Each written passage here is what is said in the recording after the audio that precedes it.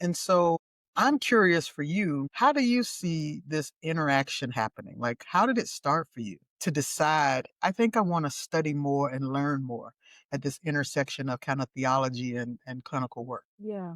I love that question. So, where it started, I think, would be what I've already named, which is at the dinner table. Conversations with my parents who were faith leaders, church leaders, listening to my grandparents who was a bishop and a pastor, listening to all of the parking lot conversations or the dinner Oh, talk. there's so much ministry that happens in the parking lot, you might imagine. Yes.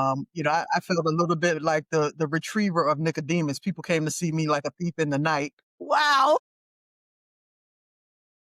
But when they came, usually it was because Lord of have some type mercy. of interpersonal conflict within the Conflict. church.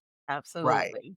And it happens, and that emerges from our families of origin and how we have Mhm. learned to interpret and, have transference and countertransference with the different people who are around us. And, I'm usually the person that someone kind of just like you comes to and goes, "Hey, this thing is happening, and I don't This thing. understand where this person is coming from, or I have this person in the ministry and they are creating havoc or there is chaos." And so then we've got to open that and go, Mm. so what is it that feels chaotic about this Mhm. person? Conversation. And because it Ding, ding, ding, ding, ding. probably preserved them from some of my vitriol, but also because it put me in the mind frame ready to have this conversation.